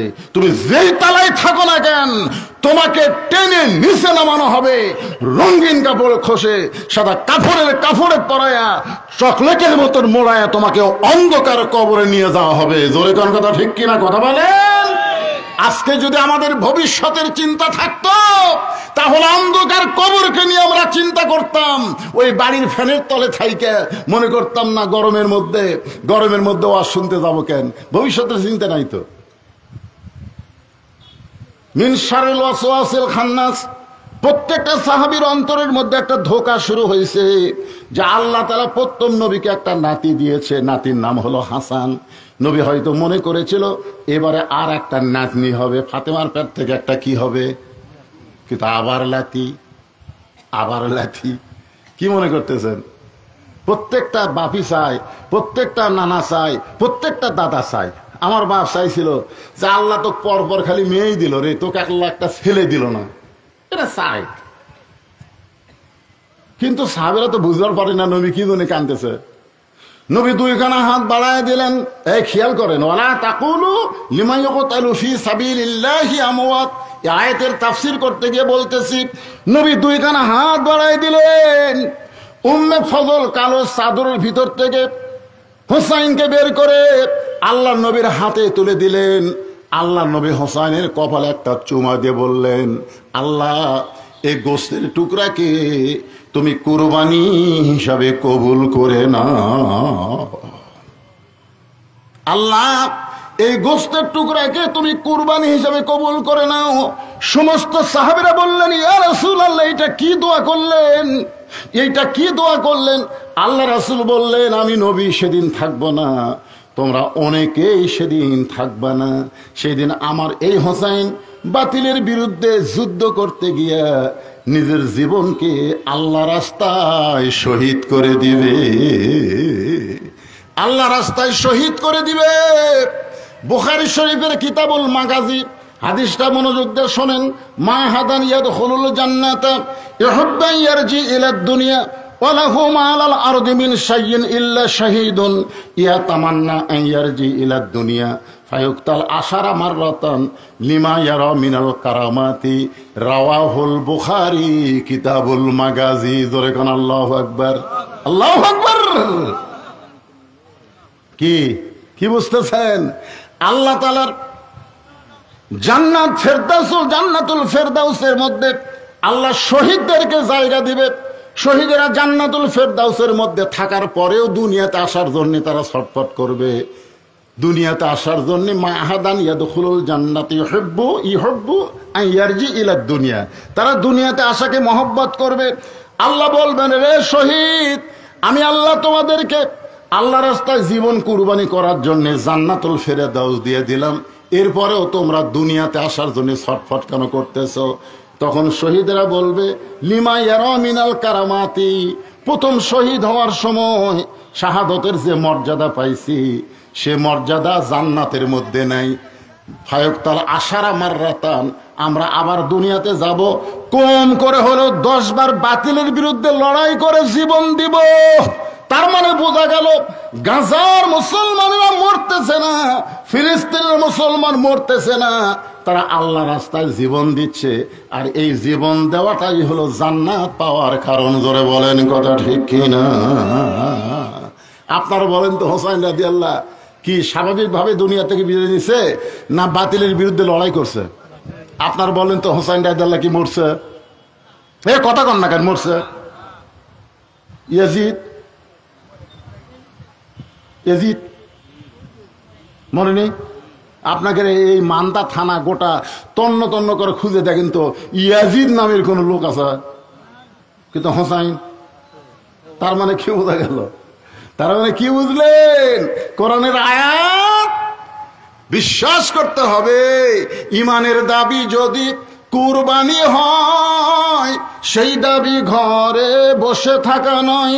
ইমানের দাবি হলো কিছু বিনিময়, সেই বিনিময় যদি শরীরের ঘাম হয়। এই ঘামটা দেওয়ার জন্য আজকে কোরআনের মাহফিলে বসেছেন। একটু মহব্বত করে কথাগুলো শুনবেন। আল্লাহ বলতেছেন, ওয়ালা নাবলুওয়ান্নাকুম বিশাইইম মিনাল খাউফি ওয়াল জুই ওয়া নাকসিম মিনাল আমওয়ালি ওয়াল আনফুসি ওয়াস সামারাতি ওয়া বাশশিরিস সাবিরিন। আল্লাহু আকবার। আপনার বলেন তো, যেই মেয়ে যেরকম এরা প্রথম মাহফিল করতেছে, এরা জানে না তো যে এই সময় এরকম গরম হবে, মানুষ অতিষ্ঠ হবে, বক্তা যতই ভালো কথা বলুক বক্তার কথাগুলো মানুষের কাছে ভালো লাগবে না, কারণ কঠিন গরম। যে এ ভাই, এই আয়াতের ব্যাখ্যাটা একটু মনোযোগ দিয়ে শোনেন। যে মেয়েটার বিয়ে হয়েছে এখনো মা হয়নি, ওই মেয়েটা মা হবে। মেয়েটা কি হবে আপনারা বলেন তো? মেয়েদের শান্তি কার মধ্যে? মেয়েদের শান্তি সোনার মালা, গলার মালা। মেয়েদের শান্তি হলো মাতৃত্বের মধ্যে। একটা মেয়ে যদি মা হবার না পারে, ওরে আপনি যতই বিল্ডিং বানিয়ে দেন, যতই ভরি ভরি সোনার মালা বানায় দেন, ও বলবে আমার কোনো ভালো লাগে না, আমার কোলের মধ্যে একটা বাবু দাও। জোরে কোন কথা ঠিক কিনা? বাবু তো বাবু তো করবি, জোরে কোন ঠিক কিনা? তাহলে মেয়েরা খুশি হয় মাতৃত্বে। বুঝতে পারছেন? আমাদের যে মায়ের বাচ্চা কাচ্চা হয়নি, বিয়ে হয়ে গেছে 10-15 বছর, ওই মেয়েরা দেখেন একটা বাচ্চার জন্য, আমি দেখছি নিয়ামতপুরে তেনাফির একটা গাছত তেনা বান্ধে রাখছে। তাই বললাম, কে ভাই? কয় হুজুর, যে যা নিয়ত করে গাছত তেনা বান্ধে তার সেই নিয়ত আল্লাহ পুরা করে। এই গাছের নাম দিছে তেনাফির। তো অধিকাংশই তেনা বান্ধে বাচ্চা হয় না। যেরকম কি হয় না? কথা কয় না কেন? কি হয় না? বাচ্চা হয় না। আপনারা বাচ্চা চাবেন কার কাছে? জাকারিয়া নবী কার কাছে চাইছে? ইব্রাহিম নবী কার কাছে চাইছে? তাহলে আমরা চাবো কার কাছে? কিসের মাধ্যমে চাবো? বিশ্ববরী ওয়াসসালাত। যদি আল্লাহর কাছে যা কিছু পাবার চাই, ধৈর্য আর নামাজের মধ্যে চাওয়া লাগবে। জোরে কোন কথা ঠিক কিনা? একটু মনোযোগ দিয়ে শোনেন। وَلَنَبْلُوَنَّكُمْ بِشَيْءٍ مِّنَ الْخَوْفِ وَالْجُوعِ وَنَقْصٍ مِّنَ الْأَمْوَالِ وَالْأَنفُسِ وَالثَّمَرَاتِ وَبَشِّرِ الصَّابِرِينَ। এখন বাচ্চা হবে। আপনারা বলেন তো, তুমি যে বাচ্চার মা হবা, তুমি কি জানো বাচ্চা হওয়ার সময় ঠেলা আছে? মায়েরা বুঝতেছে। আমরা ছোটবেলায় একটা গজল গাইতাম, কি বলবো প্রসবের কথা, মা বিনে সেই ব্যথা কেউ তো বুঝিবে না। মাজন ঠেকিয়া সন্তানের দায়, অকালে মা মারা যায়, কেন সে মায়ের ভক্তি করো না। এমন দরদি ভবে কেউ হবে না তোমার। কেবারে মা কর পারেন না? মা কোন তো সবাই মা বলেন তো? কি খালি মায়ের সাথে সামান্য একটু বেয়াদবি করেছিল, যার কারণে নবীর একটা সাহাবী আলকামার জবানে কলেমা উচ্চারণ হয়নি। জোরে কোন কথা ঠিক কিনা? কথা কন না কেন? সেই মা শব্দ বলতে আপনাকে কি সমস্যা হচ্ছে? কতগুলো বউ আছে। আল্লাহ রাসূল ফাতেমাকে বলেছে, ফাতেমা, আলী যখন খেদমত চাবে তখন খেদমত করবা, খবরদার আলী খেদমত না চাওয়া পর্যন্ত খেদমত জান করো না। তো ফাতেমা বললেন, বাবা কেন? বলে, স্বামীর সবসময় খেদমত করা লাগবে না, স্বামী যখন খেদমত চাবে তখন খেদমত করবা। আচ্ছা আপনার বলেন তো, এর মধ্যে হেকমত আছে না নাই? নবী বলতেছে, তাহলে হেকমত নাই? আছে। দেখবেন আপনার বউ যদি হঠাৎ আপনার খেদমত করে, হঠাৎ, তাহলে আপনারা বুঝবেন অতিভক্তি। এটা বুঝে নেবেন আপনারা। ফ্যান আছে, কারেন্ট আছে, তারপরে দেখবেন ফ্যান বন্ধ করেছে, তাল পাকার বাতাস করতেছে, বাম হাতে তাল পাকার বাতাস করে, ডান হাতে কপাল টিপতেছে, তারপরে আপনার যেগুলো কাজ করলে শান্তি পান, মাথার চুল টানতেছে, পায়ের বুড়ো ফুটে দিচ্ছে, এরকম করতেছে। আপনি বলতেছেন, কে গো, কারেন্ট তো আছে। কয়, কারেন্টের বাতাস যদি আপনি দেয় তাহলে আমি জান্নাতে কেমনে যাই? এই জন্য তাল পাকার শান্তির বাতাস আপনার করতেছি, আপনার খেদমত করে আমি জান্নাতে যাবার চাই। স্বামী বলে, আল্লাহ রে, ভাগ্য গুণে একটা বউ পাচ্ছি রে। এইরকম বউ পাওয়া হলো ভাগ্যের ব্যাপার। এই কথা যেই স্বামী কইছে, বউ কান্না শুরু করছে। স্বামী কয়, কে গো, কান্দো কেন? বলি, এমনি কান্দি গো, এমনি কান্দি। স্বামী বলতেছে, কি জন্য কান্দো বলো, লক্ষ্মীটি বলো, কি জন্য কান্দো? কয়, না আপনাকে বলে লাভ নাই তো, আপনাকে বলে লাভ আছে। তাই কয় আর ভাঙা কে? স্বামী কয়, কে রে, বউ কান্দে, আমাকে বলে লাভ নাই, জোর বলো কি জন্য কান্দো বলো। শোনেন, আমি যে জন্য কান্দতেছি, আমি যদি কান্দার কথা বলি আপনি কি আমল করবেন? আপনি যদি আমল করেন তাহলে আমি বলবো। তো স্বামী বলতেছে, ঠিক আছে তুমি বলো কি জন্য কান্দতেছো, আমি আমল করব। বলতেছে, আমার কান্দার কারণ হলো তোমার বুড়ি মা আর তোমার বুড়া বাপ। সব সময় আমার কলিজাতে আগুন জ্বলে দিছে। তুমি যখন বাড়ির বাইরে যাও, এই দুই বুড়া বুড়ি আমার সাথে এমন ভাবে খারাপ ব্যবহার করে, আমার কলিজাতে আগুন লাগে গেছে। এই বুড়া বুড়ির সাথে যদি তুমি থাকতে চাও, তাহলে হামাক বাপের বাড়ি পেরে দাও। আর আমাকে নিয়ে যদি জান্নাতের সংসার করবার চাও, তাহলে তোমার বাপ মাও বাদ দেওয়া লাগবে। অমা আলাইনা ইল্লাল বালাক। আমার যা দায়িত্ব ছিল, আমার যা ওয়াজ ছিল, আমি সব ওয়াজ শেষ করছি। এখন তুমি কি আমল করবা কও। এখন স্বামী যদি বোকা হয়, স্বামী যদি ভেড়া মার্কা স্বামী হয়, ভেড়া মার্কা স্বামী বোঝেন না, বউ যা কয় তাই। স্বামী যদি বোকা হয়, তাহলে বাপ মাকে বাদ দিয়া বউ নিয়ে ভিন্ন সংসার করবে। আর স্বামী যদি চালাক হয়, আল্লাহর কোরআন সামনে এসে বলবে লিয়াবলুয়াকুম আইয়ুকুম আহসানু আমালা ওয়া কাযা রাব্বুকা আল্লা তা'বুদু ইল্লা ইয়্যাহু ওয়া বিল ওয়ালিদাইনি ইহসানা। আল্লাহু আকবার। স্বামী কি আল্লাহর কোরআন সামনে নিয়ে বলতেছে লিয়াবলুয়াকুম আইয়ুকুম আহসানু আমালা। এই সময় আমার সবচেয়ে সুন্দর আমল হলো, বউ মরে গেলে বউ পাওয়া যাবে, বউ ছাড়া দিলেও বউ পাওয়া যাবে। কিন্তু বাপ মা যদি মরে, বাপ মা তো পাওয়া যাবে না। তাহলে যেটা মরলে পাওয়া যায়, যেটা ছাড়া দিলে পাওয়া যায়, সেটার কথা শুনে আমি আমার বাপ মায়ের থেকে ভিন্ন হম?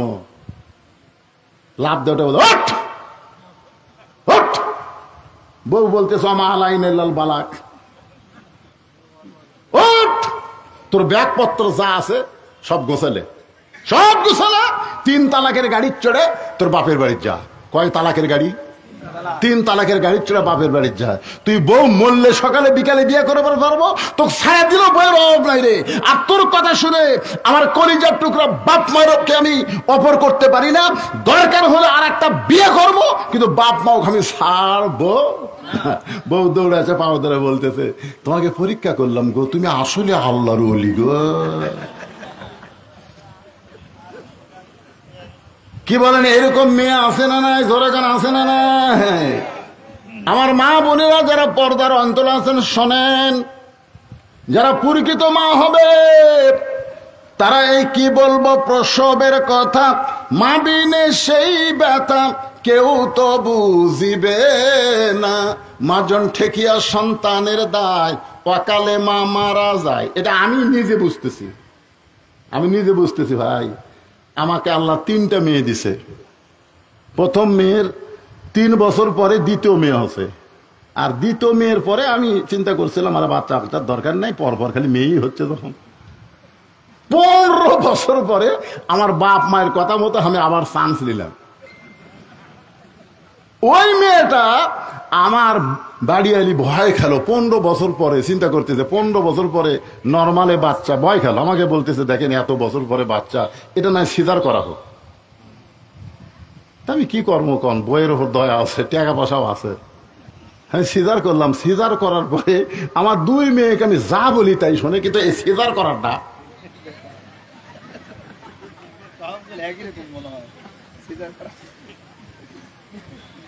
সিজার করার যারা বাচ্চা আপনাদের বাড়িতে আছে, ওই বাচ্চাকে আপনি মোবাইল না দেখালে ওই খাবি না। ওর কান্না বন্ধ করবার গেলে মোবাইল চালু না করলে ওর কান্নাও বন্ধ হবে না। জোরে কোন কথা কন না। কারণ কি জানেন? কারণ হলো আমি ডাক্তারের কাছে শুনছি, হুজুর সিজার করা মানে নর্মালি তো সব বাচ্চাই হবে, কারণ নর্মালি সব বাচ্চা, আমরা টেবিলের উপর যত মানুষ বসে আছি একটা সিজার করা কথা কন না কেন, আমরা কি হইনি? নর্মালি সব বাচ্চাই হবে, কিন্তু কতগুলো মায়ের ধৈর্য কম। এই ধৈর্য কমের কারণে এরা ওই প্রসবের ব্যথা লিবে না দেখে ডাক্তারের সাথে সিজার করে। এখন ডাক্তার সিজার তো টাকা লোভে করবেই, আগে পরীক্ষা করে আলট্রাসাউন্ড করে, সম্পূর্ণ ভুয়া। ডাক্তার আমাকে বলতে হতো সম্পূর্ণ ভুয়া। বাচ্চা কি করছে, কয় বাচ্চা কাত হয়ে আছে, মিশে বাচ্চা যে পানি লাগবে বের হতে, সেই পানি নাই। তখন বাধ্য হয়ে পেট কাটা দেখে বাচ্চার ঘুমই ভাঙ্গেনি। কারণ 2 দিন পরে নর্মালে হবি, 2 দিন আগে পেট কাটলে আর ঘুম ভাঙবি? বাচ্চা ঘুমের মধ্যে আছে, তখন ওই পেটের মধ্যে বার করে আর ঘুম ভাঙানোর জন্য এরকম পাও ধরে এরকম একটা ঘুরান দেয়, বুঝলেন? এই যেই ঘুরান দেয়, এই ঘুরানে মাথাতে একটা ঝাঁকি খায়, করে কান্দা ওঠে। এই যে মাথা থাকলে ঝাঁকি খায়, বুঝলেন, এই ঝাঁকিতে কান্দা ওঠে। ওই যে ঝাঁকি খাচ্ছে, ওই ঝাঁকি খাওয়ার কারণে ওই মোবাইল ছাড়া কান্না থামে না, মোবাইল ছাড়া ওই ভাত খায় না। কি বলবো প্রসবের কথা, মা বিনে সেই ব্যথা কেউ তো বুঝিবে না। মাজন ঠেকিয়া সন্তানের দায়, অকালে মা মারা যায়, কেন সে মায়ের ভক্তি করো না। এমন দরদি ভাবে কেউ হবে না আমার। সবাই বলেন, এই মুরব্বীরা বলেন না কেন? যাদের মা মারা গেছে তারাও বলেন, যাদের মা জীবিত তারাও বলেন, এমন দরদি ভাবে কেউ হবে না আমার মা গো। এতদিন তো মা হওয়ার চাইছে, এবার প্রথম বাচ্চা হওয়া। মেয়েদের যখন বাচ্চা হয় কলিজার মধ্যে একটা আঘাত দেওয়া শুরু হয়। ওই সময় মা আঘাত সহ্য করতে না পেরে চিল্লা চিল্লি করে, বিষ খাবো, গলার দড়ি দিব, এই জীবন আর রাখবো না। কখনো বলে বিষ খাবো, কখনো বলে আত্মহত্যা করব, কখনো বলে গলার দড়ি দিব। এই কষ্ট আর সহ্য করতে পারি না। তখন দাদি নানি দৌড়ে এসে ঘরের মধ্যে নিয়ে যায়। কেন তুই কি পাগলি হয়েছিস? মায়ের পায়ের তলে সন্তানের জান্নাত, সুবহানাল্লাহ বলেন। মরদ মানুষের পায়ের তলে কোনো জান্নাত নাই। আগেকার বক্তারা ওয়াজ করতো স্বামীর পায়ের তলে বইয়ের জান্নাত, এটা সম্পূর্ণ ভুয়া কথা। কি আমিনুল ভাই? সম্পূর্ণ ভুয়া কথা। স্বামীর পায়ের তলে বইয়ের জান্নাত না, বরং মায়ের পায়ের তলে সন্তানের জান্নাত। মরদ মানুষের পায়ের তলে জান্নাত নাই, জান্নাত আছে নারীর পায়ের তলে। সেই নারী যদি মা হয়। সুবহানাল্লাহ খান, সুবহানাল্লাহ। তো এখন দাদি রানী ঘরের মধ্যে নিয়ে যায়, বলতে কি রে তোর পায়ের তলে সন্তানের জান্নাত হবে, চিল্লা চিল্লি করলে হবে? এত কষ্ট সব বিজনেস জোর করে দাদি নানি বিজনেস শোয়া ঠান্ডা পানির মধ্যে নরম কাপড় চুপড়ায় কপালত দেয়। কপালত দিয়ে কয় ধৈর্য ধর, ধৈর্য ধর। অবাশশিরিস সাবিরিন ওয়ালা নাবলুয়ান্নাকুম বিশাইয়্যিম মিনাল খাউফি ওয়াল জুই ওয়া নাকসিম মিনাল আমওয়ালি ওয়াল আনফুসি ওয়াস সামারাতি অবাশশিরিস সাবিরিন। ধৈর্য ধর। তারপরে ধৈর্য ধর, কপালত হাত দেখায় ধৈর্য ধর। কাইনবার সাথে জোরে কান্দিস না, রাস্তা দিয়ে লোক যাবি আর কবি এটা কেমন মাওরে, বাচ্চা হওয়ার সময় কান্দিছে, কান্দিস না, চুপ চুপ চুপ, ধৈর্য ধর। ইন্নাল্লাহ মা সাবিরিন, ধৈর্যশীলদের সঙ্গে কি আছে? যতগুলা ওয়াজ আছে সব ওয়াজ করে আর ঢাই ভাগ করছে। এখন তুমি টানো, এদিকে টানা শুরু হয়ে গেছে। ধৈর্য ধর, ধৈর্য ধর। যেই ধৈর্য ধরেছে এক সময় দাঁতের উপর দাঁত দিয়ে ধৈর্য ধারণ করতেছে। আমরা 15 বছর কোরআনের কথা বলতে পারি নাই। কোরআনের প্রধান মুফাসসিরকে 13 বছর অন্যায় ভাবে জেলখানায় বন্দি করে রাখছিল। জেলখানার মধ্যে যখন মৃত্যুবরণ করে নাই, হাসপাতালে নিয়ে গিয়ে তাকে হত্যা করা হলো। জোরে কোন কথা ঠিক কিনা? আমার মতন বক্তাকে কতবার জেলে নিয়ে গেল, আমরা ধৈর্য ধারণ করেছি। জোরে কোন কথা ঠিক কিনা? ধৈর্য ধর, ধৈর্য ধর। ধৈর্য ধরলি অবাশশিরিস সাবিরিন, ধৈর্যের একটা পুরস্কার আছে না নাই? জোরে কোন আছে না নাই? এখন মা ধৈর্য ধরতে ধরতে এক সময় দাঁতের উপর দাঁত দিয়ে ধৈর্য ধারণ করে বেহুশ হয়ে গেছে। এমন সময় ধাত্রী টান মারছে। ধাত্রী যেই মাত্র টান মারছে, ওই বাচ্চাটা পেট থেকে বের হয়ে ম্যা ম্যা বলে কাঁদতেছে। কি বলে কান্দে? মা মা বলে কান্দে। কিন্তু আমরা শুনবার পাই ম্যা ম্যা বলে কাঁদতেছে। ওই বাচ্চাটা মা মা বলে কান্দে। বাচ্চাটাকে গোসল করায় নারী কাইটা যখন মায়ের বুকের উপরে দেয়, ওই বাচ্চার দেহের পরশে মা কিন্তু হুঁশ ফিরে পায়। হুঁশ ফিরে পাওয়ার পরে আস্তে করে বাচ্চাটাকে ডান হাত দিয়ে মুখের কাছে নিয়ে আসে, বাচ্চার মুখের সঙ্গে মুখ লাগায়, বাচ্চারে চুমা খায়, বাচ্চাকে আদর করে। দাদি রানী তিরস্কার করে বলতেছে, এরই জন্যই তুই বিষ খাবার চাইলি, এর জন্য আত্মহত্যা করবার চাইলি। ওকে আবার বুকের কাছে নিয়ে যা আদর করতেছে। এক লাত্তি দিয়ে ফেলে দে, এক লাত্তি দিয়ে ফেলে দে, আদর করিস কেন? লাত্তি দিয়ে ফেলে দে। তখন মা বলে, দাদি কষ্টের পরে এমন শান্তি আগে বুঝবার পারি নাই। আমরা দীর্ঘ হাসিনার সময় নানা ধরনের কষ্ট করেছি। এখন আগামীতে আমরা যেন কোরআনের সমাজ বাংলার জমিনে পাই, তাহলে মা যেমন সন্তান বুকের উপরে পাইছে, আমরাও তেমন কোরআন পাইলেও আল্লাহর শান্তি পেয়ে যাব। জোরে বলেন কথা ঠিক কি না? ইজা আসাবাতুহুম মুসিবাতুন ক্বালু, সকলে পড়েন, এটা তো কমন ওয়াজ। ইজা আসাবাতুহুম মুসিবাতুন ক্বালু ইন্না, একেবারে পড়া পারেন না, সবাই পড়া পারেন না। ইন্না লিল্লাহি ওয়া ইন্না ইলাইহি রাজিউন, এটাই শেষ। খুবই গরমের মধ্যে কতক্ষণ ওয়াজ করবেন?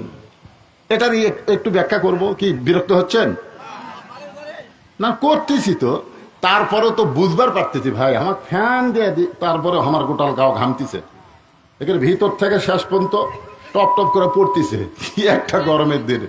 যাই হোক, আলহামদুলিল্লাহ। এই আয়াতের উপরে, বেশি লম্বা না, এখানে আল্লাহ বলতেছেন ইজা মানে যখন। এই মনোযোগ দিয়ে শোনা লাগবে। ওয়াইজা কুরিয়াল কোরআন ফাসতামিউ লাহু আনসিতু লাআল্লাকুম তুরহামুন। কোরআন থেকে যখন কথা বলা হয়, কোরআন যখন তেলাওয়াত করা হয়, তখন চুপ থেকে এটা শুনতে হবে। বোঝার নিয়তে শুনলে যে বক্তা বলবে এবং যারা শুনবে উভয়ের উপরে আল্লাহ রহমত বর্ষিত হবে। জোরে কাল সুবহানাল্লাহ। হ্যাঁ, তো এখন আসেন, ইজা মানে কি? যখন। এই সবাই বলেন না এখন, যখন আসাবাতুহুম মুসিবা, তোমাদের উপরে বিপদ আপদ মুসিবত আসবে, কলু, তখন তোমরা বলবে ইন্না লিল্লাহি ওয়া ইন্না ইলাইহি রাজিউন। আচ্ছা, ইন্না লিল্লাহ যে আপনারা পড়েন মানুষ মরার পরে, এর বাংলা অর্থ জানেন? জানেন না? এমনি এমনি পড়েন। এটা বলে মরার দোয়া, দেখছেন? এটা কোরআনের আয়াত। কোরআনের আয়াতকে দোয়া বলা যাবি, তাই দা যাবি, সেটা সূরা ফাতিহাকে বলা যাবে। এর একটা গান গায়, আগে গানটা শোনেন, দেখেন তো বুঝবার পারেন কিনা। গানটা শুনলে কিন্তু বুঝবার পারেন কিনা। কোন বনেরই পাখি তুমি, আইলারে কোন বনে, আবার কোন বনেতে যাইতে হবে, পড়ছে নাকি মনে।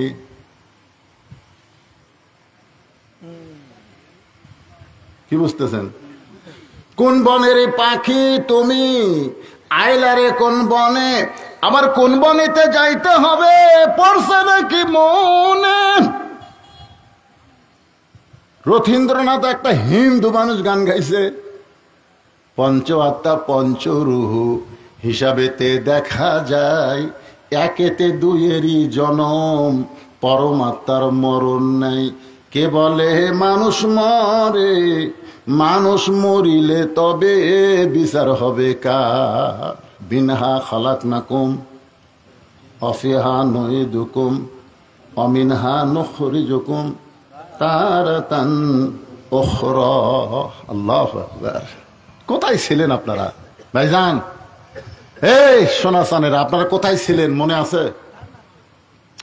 কোথায় ছিলেন যে জগতের নাম হলো আলমে আরওয়াহ, রুহের জগতে ছিলেন? জোরে কণ্ঠে কথা, কণ্ঠে। রুহের জগৎ থেকে মানুষের সুরত নিয়ে আপনারা কোথায় আসলেন? মানুষের সুরত। আল্লাহ বলেছেন লাকাদ খালাকনাল ইনসানা ফি আহসানি তাকবীম। এরই সাথে সাথে আল্লাহ বললেন সুম্মা রাদাদনাহু আসফালা সাফিলিন। কি সুন্দর চেহারা! আহ, তিনবার, চারবার আল্লাহ শপথ করছেন। চারবার না তিনবার? অতীন, জাইতুন, অতরু সিনিন, ও হাজাল বালাদিল আমিন। চারটা শপথ করে আল্লাহ মানুষের কথা বলতেছেন। সুন্দর অবয়ব দিয়ে আমি আল্লাহ ইনসানকে সৃষ্টি করেছি, তৈরি করেছি। এরপরে আল্লাহ বললেন সুম্মা রাদাদনাহু আসফালা সাফিলিন। এরা কর্মগুণে পশুর চাইতো জঘন্য হবে, পশুর চাইতো। আমি একদিন ওয়াজে বলছিলাম আপনাকে এই মান্দার মধ্যেই, যে ফজরের আজান শুনে ঘুমায় যারা, কুত্তার আমল করে তারা। এই ওয়াজ আপনাকে মান্দার মধ্যেই করছিলাম। ফজরের আজান শুনে ঘুমায় যারা, কুত্তার আমল করে তারা। এই ওয়াজ যেই করছি ভাই, 4-5টা কুত্তা এই পিছনে আসছে, 4-5টা কুত্তা আসা। আমি যে ওয়াজ শুরু করি মুয়াজ্জিন আজান দিলে কতগুলা কুত্তা লোকমা দেয়, দেয় কি দেয় না? এক মুয়াজ্জিন আমারে কইছে হুজুর, আচ্ছা এই ফজরে আজান দিবার গেলে আমি আজান শুরু না করতে কুত্তাগুলো এই কারণ কি হুজুর? আমি কইলাম বারে কি কারণে কুত্তে বিরক্ত করে? আচ্ছা মুয়াজ্জিন সাহেব, আপনি সত্যি করে বলেন তো, আপনি তো ফজরে আজান দিচ্ছেন, আসসালাতু খায়রুম মিনান নাওম বলতেছেন, আপনার বেটা নামাজ পড়ে? মুয়াজ্জিন বলতেছে, না হুজুর, আমার 3 বেটার মধ্যে একটাও নামাজি নয়। আমি বললাম, এই জন্যই কুত্তা লোকমা দেয়, কো আনফুসা কো আহালি কুম নারা, জাহান্নামের আগুন থেকে বাঁচবার গেলে তুমি একলা বাঁচলে হবে না, তোমার আহাল পরিবার নিয়ে বাঁচা লাগবে। তোর এখন কথা ঠিক কিনা? তুমি আজান দাও, ঘুমোর থেকে নামাজ অতি উত্তম, আর তোমার বেটারাই ঘুম পাড়িতে কুত্তা তো রাগ করবি। আমি সেই দিন দেখলাম 4-5টা কুত্তে আসে, আমি যে ও করে ওঠে, কে কে রে? কিছুক্ষণ পরে সুম্মা রদাত না হো আসফালা সাফিলিন, এই আয়াতটা আমাকে বলতেছে ফজরের নামাজ বাদ দিয়ে ঘুম পাড়ে যারা, কুত্তার চাইতেও খারাপ তারা, কুত্তার চাইতেও খারাপ তারা। যেই বলছি 4 কুত্তা উঠ। কুত্তা বুঝা দিল, হুজুর আমরা কুত্তা হবার পারি, তবে বেনামাজির মতন অত খারাপ লই। তখন আজকের ওয়াজ শোনার পরে ফজরের নামাজ কারা কারা পড়বেন না তারা একটু হাত তোলেন তো দেখি, যারা যারা পড়বেন না।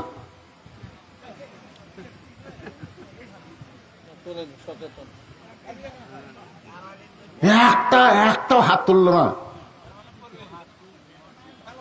যতই গরম হোক, তীব্র গরমের মধ্যে এই যুবকেরা এবার না বুঝে ভুল করে মাহফিল করেছে, তারপরও মাহফিল সার্থক। সুবহানাল্লাহ বলেন। একটাও নাই ফজর নামাজ না পড়ার, একটাও নাই, সবাই ফজর পড়বি।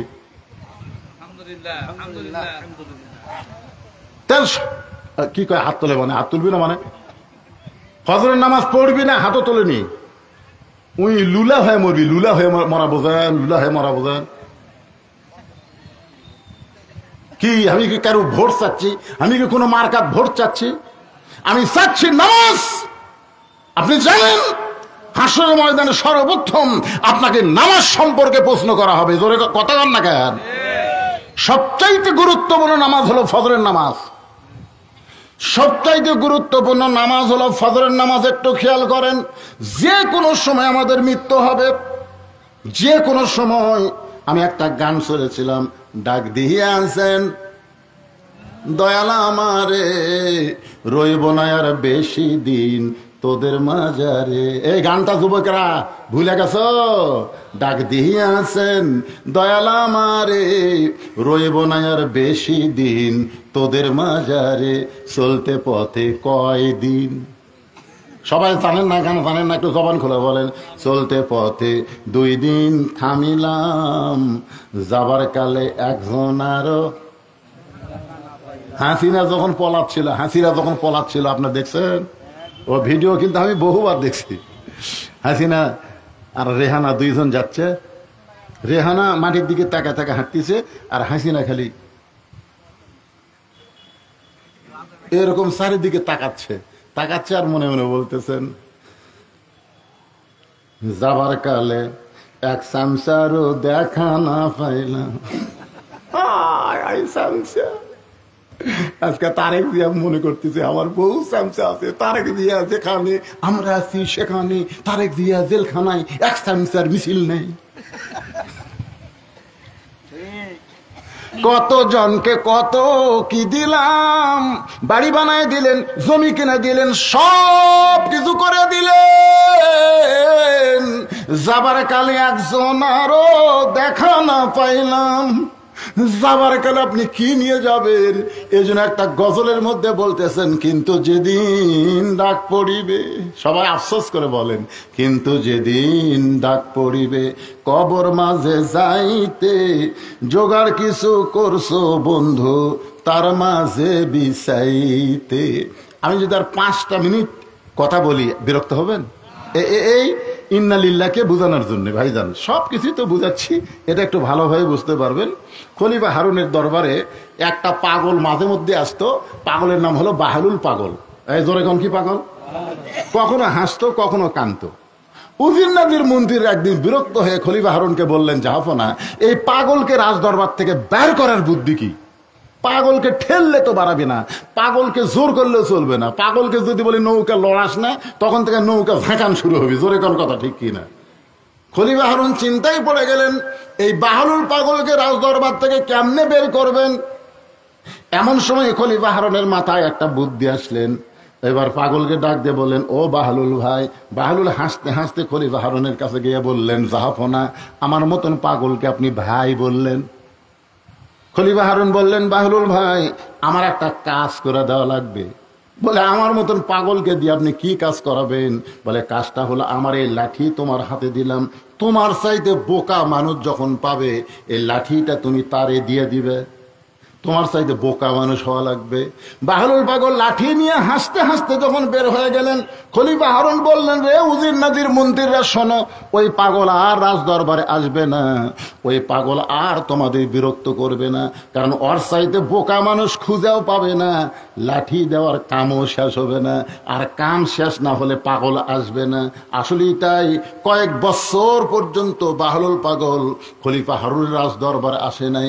উজির নাজির মন্ত্রী খুঁজিয়ে বলল, যাবো না, আসলে আল্লাহ আপনার মাথায় ব্রেন দিয়েছে, এমন একটা কাজ দিলেন, পাগলের অত্যাচার থেকে আমরা বাইসে গেলাম। খলিফা হারুন যখন বয়সের ভারে দুর্বল হয়ে পড়ে গেছেন, এমন সময় বাহলুল পাগল লাঠি নিয়ে খলিফা হারুনের ঘরে হাজির হয়ে গেছে। খলিফা হারুন বলে, বাহলুল, এত বছর হয়ে গেল, এখন পর্যন্ত লাঠি দেওয়ার বোকা মানুষ পাওনি, লাঠি তোমার হাতেই দেখতেছি। বাহলুল পাগল বলে, যাবো না, আজকে মনে হয় পাওয়া যাবে। খলিফা কয়, কে রে পাগলা, এই ঘরে তুই আর আমি ছাড়া তো কেউ নাই, তাহলে আজকে বোকা মানুষ কেমনে পাবি? এবার বাহলুল পাগল বলে, যাবো না, আমি আপনাকে একটা প্রশ্ন করব, আপনি যেই জায়গায় আছেন এই জায়গার নাম কি? বলে, এই জায়গার নাম হলো বাগদাদ। এখান থেকে মক্কা নগরে আপনি যদি 10 দিনের সফরে যান, আপনি বলেন তো কেমনে যাবেন? খলিফা হারুন বলে, বাহলুল, বাগদাদ হলো আমার চেনা, আর মক্কা হলো আমার অচেনা। চীনা শহর থেকে অচেনা শহরে যদি 10 দিনের সফরে যায়, তাহলে মাল সামানাত জোগাড় করি তো আমাকে রওনা দেওয়া লাগবে ভাই। আমি মাল সামানাত জোগাড় করে মক্কার দিকে রওনা দেব। বাহলুল পাগল বলে, যাবো না, দুনিয়ার একটা শহর থেকে আর একটা শহরে 10 দিনের জন্য সফরে গেলে যদি আপনি মাল সামানাত জোগাড় করে রওনা দেন, তাহলে এখনই যদি আপনার মৃত্যু হয়, আখেরাতের বিশাল একটা জগতের সফরে আপনি রওনা দিবেন। বাল তুসিরুন আল হায়াতাদ দুনিয়া ওয়াল আখিরাতু খায়রুন ওয়া আবকা। আপনার একটা বিশাল সফর শুরু হবে, যে সফরের শুরু আছে শেষ নাই। তাহলে আখিরাতের ওই বিশাল জগতের সফরের জন্য আপনি কতটুকু মাল সামানা জোগাড় করেছেন? খলিফা হারুন কান্দে আর কান্দে আর বলে, বাহলুল রে, এতদিন মনে করেছিলাম তুমি পাগল, আমি হইলাম শিক্ষিত, কিন্তু আজকে দেখতেছি এখনই যদি আমার মৃত্যু হয়, কিন্তু যেদিন ডাক পড়িবে কবর মাঝে যাইতে, জোগাড় কিছু করছো বন্ধু তার মাঝে বিছাইতে।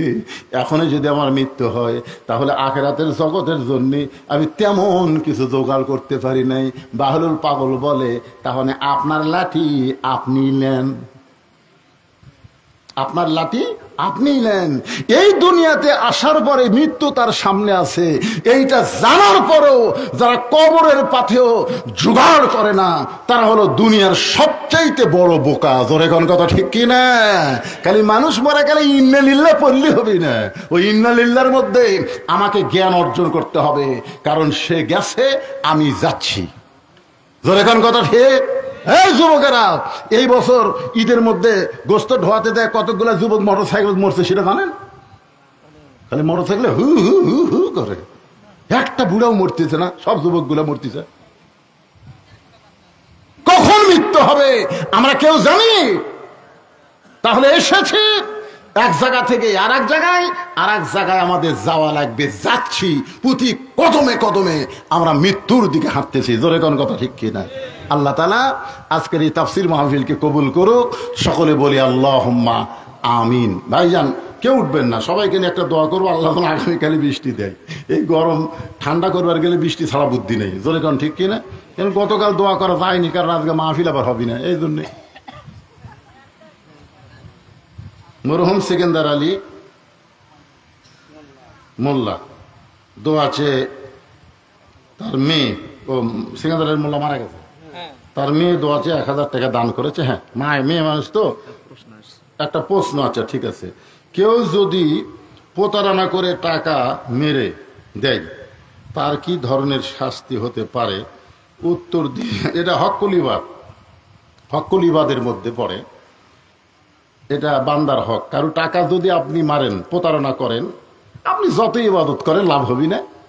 হাসরের ময়দানে আল্লাহ কাছে ওই লোকটা বিচার দিবে, আল্লাহ এই আমার সাথে 1 লাখ টাকার প্রতারণা করছে, করে এখন জান্নাত যাচ্ছে।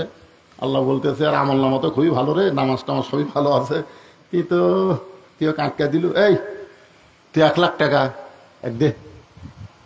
তখন কবে আল্লাহ, আমি হাসরের ময়দানে টাকা গড়ি পাবো, টাকা না থাকলে তোর নেকি নাই, 1 লাখ টাকার নেকি যা হয় সেই নেকি হোক দিয়ে, ওর আমল নামার থেকে 1 লাখ টাকা নেকি কাটে দিয়ে ওই দেখে ওর আর জান্নাত নাই। কি প্রতারণা করবে, দুনিয়াত না দিল আখেরাত তো ছাড়বি না। এই জন্য ভাইজান আর একটা কথা আমি আপনাদের বলবো, আমাকে বলেছে হুজুর একটু মেহেরবানি করে বলবেন, শোনেন আয়াতটাকে শুনেন, এখানে আলেম ওলামা আছে, লা ইউকাল্লিফুল্লাহু নাফসান ইল্লা উসআহা। এই আয়াতের বাংলা অর্থ কি? আয়াতের বাংলা অর্থ হলো, আপনি পারবেন না, জোর করে আপনার করাই লাগবে এরকম কোন হুকুম আল্লাহর নেই। আপনি পারবেন না, আপনি দাঁড়িয়ে থেকে নামাজ পড়বার পারবেন না, তাহলে আপনি বসে নামাজ পড়বেন। এ কথা কন না কেন? বসা নামাজ পড়বেন। বসা যদি না পারেন তাহলে আপনি শুয়ে থেকে নামাজ পড়বেন। আমি কি বলতেছি, বা চেয়ারের কথা এটা আসে কেন? বসা কোন জায়গায় বসলেন? আপনার বলেন তো, আপনারা মাটিত বসে আছেন, ওই কয় ভাই চেয়ারত বসে আছে, চেয়ারত বসার মাটিত বসা, আপনি যখন মাটিত বসবেন তখন আপনি মাটির মানুষ হয়ে যাবেন। এই জন্য বলা হয়েছে, দাঁড়ায় যদি না পারো বসা পড়ো, বসাও যদি তুমি না পারো তাহলে শুয়ে থাকা পড়ো, শুয়ে থাকাও যদি না পারো ইশারার দ্বারা পড়ো। কিন্তু যতক্ষণ পর্যন্ত দাঁড়াবার পারবে ততক্ষণ পর্যন্ত তুমি জামাতে নামাজ পড়ো।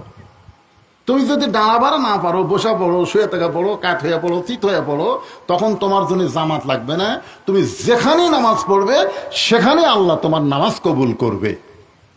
আমার কথা কি বুঝতে পারলেন? কারণ নামাজের ভিতরে বাহিরে 13টা ফরজ আছে। কয়টা ফরজ?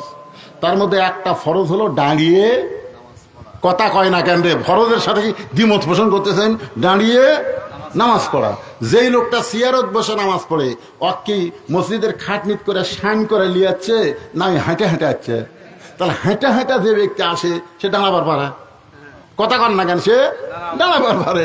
তার যেই ব্যক্তি দাঁড়াবার পারে সেই মাটির যদি বসে, তাও আল্লাহ হয়তো কবে যাক রে তুই মাটির বসতে পড়লু তা, কিন্তু কুমুলিল্লাহি কানিতিন, দাঁড়াও আনুগত্য নিয়ে।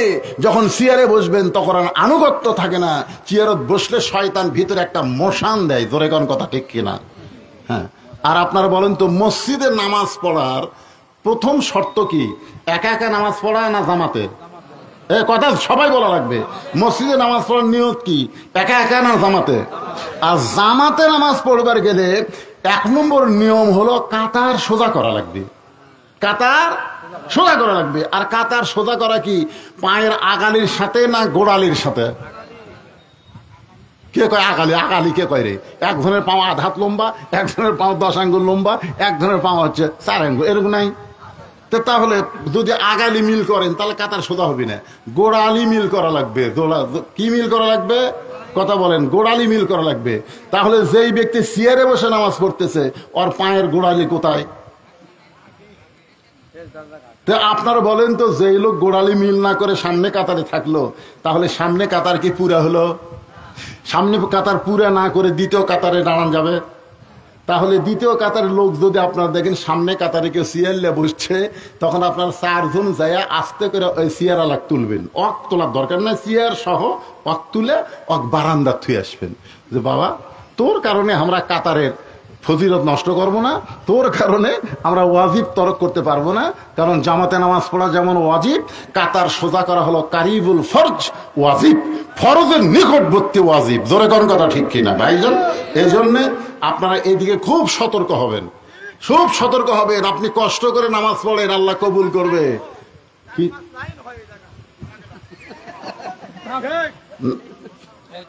আমি যে কথাটা বলতেছি, এ কথার উপর আপনারা একমত না দ্বিমত? একমত হন। আপনারা কাতারবদ্ধ হয়ে নামাজ পড়েন, 27 গুণ সওয়াব পাবেন, 27 গুণ। আর এক কাতারে যদি কেউ চেয়ার থাকে, ওই কাতার আলারা খালি নামাজের সওয়াব পাবি, কিন্তু 27 গুণ পাবি না। তো একটা চেয়ারের কারণে আপনি 27 গুণ পাবেন না, এই ধান্দাত আপনি কেমনে আছেন? চেয়ার ভিতরে ঢুকানোর চেষ্টা না করে চেয়ার বার করার চেষ্টা করবেন। আল্লাহ সবাইকে বুঝ মোতাবেক আমল করার তৌফিক দেখ। সকলে বলে আল্লাহুম্মা আমিন। আস্তাগফিরুল্লাহ রাব্বি মিন কুল্লি জামবি ওয়া আতুবু ইলাইহি লা হাওলা ওয়ালা কুওয়াতা ইল্লা বিল্লাহিল আলিয়্যিল আযীম। আজকের মাহফিলের একজন যোগ্যতম সভাপতি আমার ভাই আমিনুল ইসলাম। আপনি কিছু বলবেন ভাইজান?